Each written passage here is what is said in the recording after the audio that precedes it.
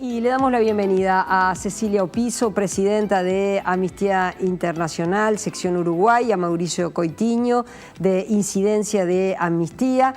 Se conoció por estas horas, incluso lo pueden ver en la página web, el informe anual sobre el estado de situación de los derechos humanos en el mundo. El pasado reciente es uno referido a Uruguay, pero no es el único tema que refiere a los derechos humanos y a la defensa de los derechos humanos en nuestro país. Bienvenidos a ambos, un gusto recibirlos. Bueno, muchas gracias. Cecilia, Mauricio, ¿por qué ustedes plantean en este capítulo referido a Uruguay el tema pasado reciente? Bueno, es un tema que viene arrastrando Uruguay desde hace décadas, digamos. En realidad el informe profundiza sobre varios temas, que sé si puede entrar más en eso, pero bueno, en particular el tema impunidad, nosotros lo que decimos y repetimos, como repiten también las organizaciones de derechos humanos vinculados al pasado reciente, es que los crímenes de la dictadura son crímenes de lesa humanidad, son crímenes graves de asesinato, desaparición y violación sistemática.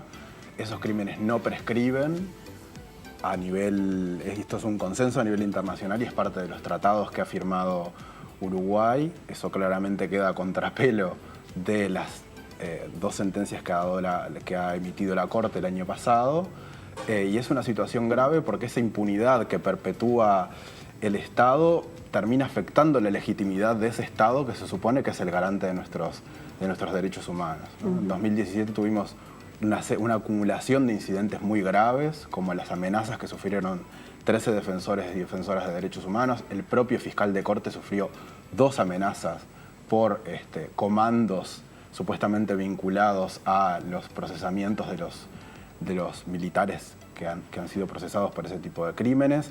Uruguay se ausentó de 2 audiencias con la Comisión Interamericana relativa a esto. Entonces tenemos en 2017 un acumulado que nos prende una luz roja muy grande sobre este tema, que es una deuda muy importante de Uruguay.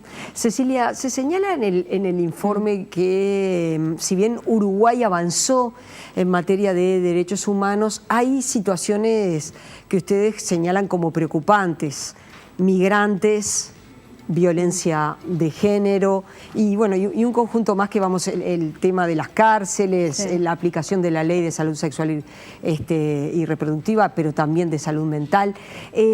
¿Cómo están viendo el estado de situación de los derechos humanos en el país? En Uruguay el tema es un país que está visto a nivel internacional como muy bien posicionado. Es un país que generalmente toma todos los acuerdos internacionales, los rectifica. Lo que pasa después es que es difícil de esas cosas que a nivel internacional y a nivel legal se realizan, puedan ser materializados y concretados en la práctica. Es decir, se puede hacer, por ejemplo, una ley de interrupción voluntaria del embarazo, pero después es muy difícil llevarla a la práctica. Y así pasa con la ley de violencia de género. Nosotros lo que vemos es que si bien es un país que se ve muy bien hacia afuera y que realmente ha tenido avances en relación a los derechos LGBT, en relación a esto que te decía de salud sexual y reproductiva, pero sin embargo cuesta que hayan recursos humanos y materiales para poder implementar estas cosas que son necesarias para que realmente sea un cambio. ¿Cómo evalúan la situación de las cárceles en nuestro país? Bueno, en las cárceles seguimos teniendo situaciones, condiciones de vida muy preocupantes, de situaciones de hacinamiento, de no acceso al derecho a la educación, de condiciones de encierro sin ver la luz del sol durante periodos muy largos de tiempo, situaciones de desnutrición y de malnutrición. Es paradigmático, el año pasado el comisionado parlamentario Petit terminó presentando un recurso de amparo a la justicia porque no tenía repercusiones con sus denuncias en el Ministerio del Interior, y la justicia termina concediendo ese recurso de amparo por situaciones que había encontrado en el COMCAR. A veces nos olvidamos que las personas privadas de libertad están privadas de su libertad y de derechos conectados a esa libertad, pero no del resto de los derechos humanos. Y es una obligación del Estado no ser un violador de derechos humanos de las personas que están privadas de libertad, ¿no? La idea es que es una medida por los crímenes que cometieron esas personas, pero no es una excusa para torturarlas, ¿no? Hay un conjunto de crímenes que han ocurrido en las últimas horas, de homicidios, y desde el sistema político se han hecho un conjunto de planteos vinculados con los militares apoyando la tarea de la policía, cadena perpetua para aquellos que cometen delitos sexuales.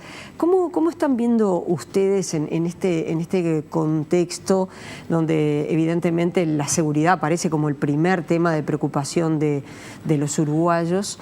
Estos planteos de buscar soluciones a partir del agravamiento de las penas y la presencia de los militares apoyando a la policía.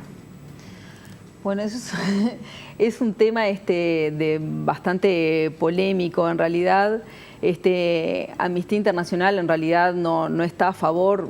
Nosotros lo que hemos comprobado a lo largo de los años y de todos los estudios que hacemos y las investigaciones es que, por ejemplo, la militarización no lleva a buen puerto. Generalmente cuando ocurre que la milicia está en la calle, vienen aparejados violaciones de derechos humanos, de repente por violencia ante manifestaciones, encarcelamientos. Entonces, en realidad no es una cosa que nosotros sea una garantía de más seguridad.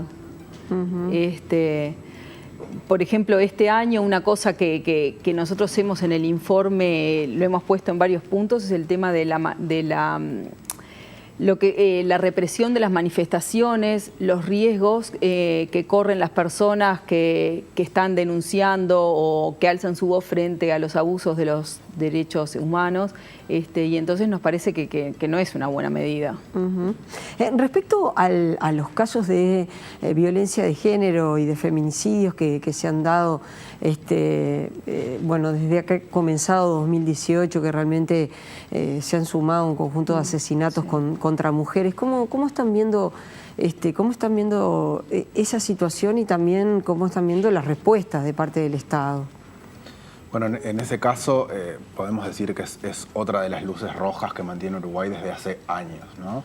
Tuvimos el año pasado 29 casos de muertes de mujeres a manos de sus parejas, exparejas o familiares. En lo que va de este año ya vamos a un ritmo de casi una muerte por semana. Ayer mismo tuvimos una denuncia, tenemos otro caso más de asesinato de mujeres. Que además estos asesinatos suceden en el contexto que para cualquiera de quienes están mirando ahora por televisión sería el espacio más seguro, ¿no? Su casa, su entorno, su barrio, su familia, su pareja. Ahí es donde las mujeres son víctimas fatales de la violencia.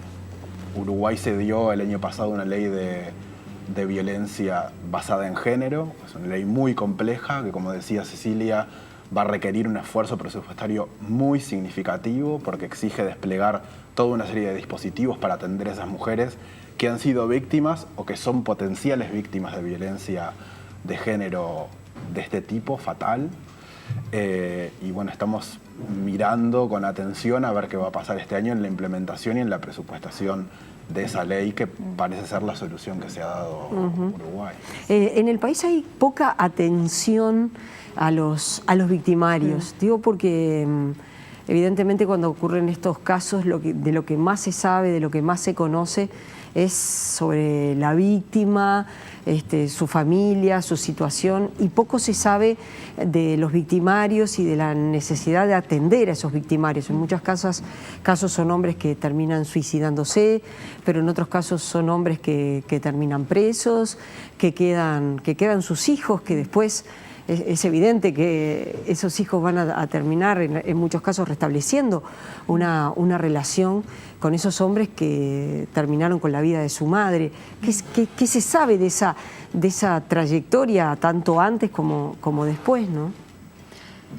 Sí, no hay mucha información. Lamentablemente es una de las partes que está desatendida de la problemática y una de las partes que tiene mayor consecuencia en esto que tú decís en relación a los hijos que han sido víctimas, han presenciado todo eso, quedan sin un hogar y es algo en lo que hay que atender.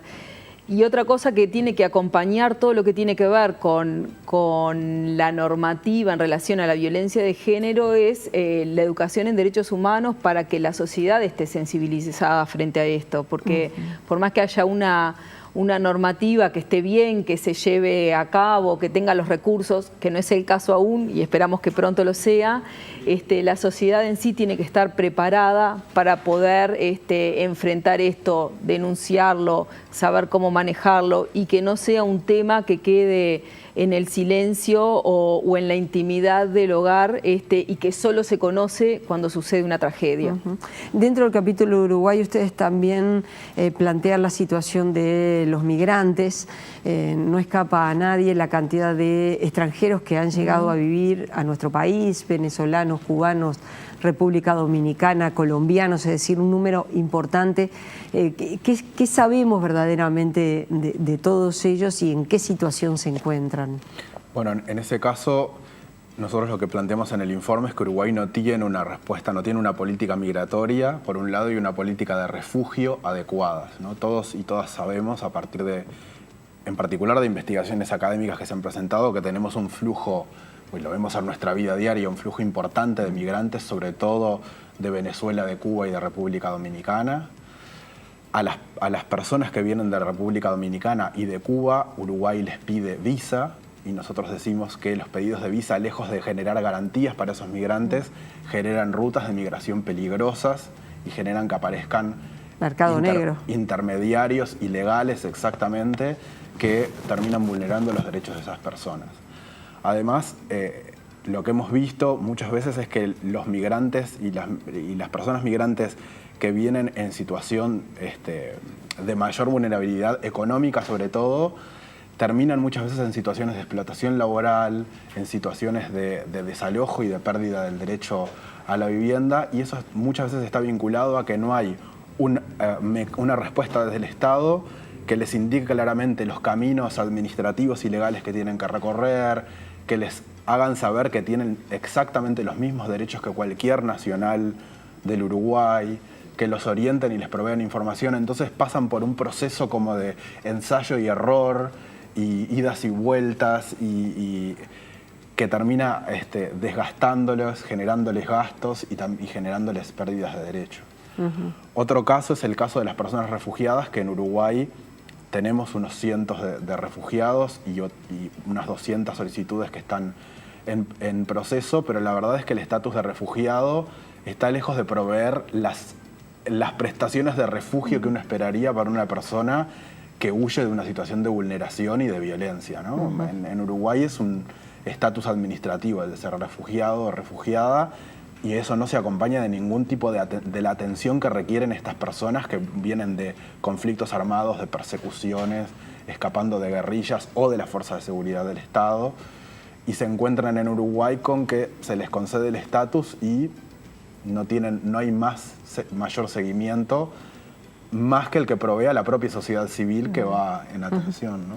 Cecilia, Mauricio, gracias por haber venido, y a todos aquellos que les interese, www.amnistia.org.uy, pueden ingresar para ver completo este informe sobre el estado de situación de los derechos humanos, no solo en el Uruguay, sino en el mundo entero. Gracias por haber estado. Gracias por recibirnos.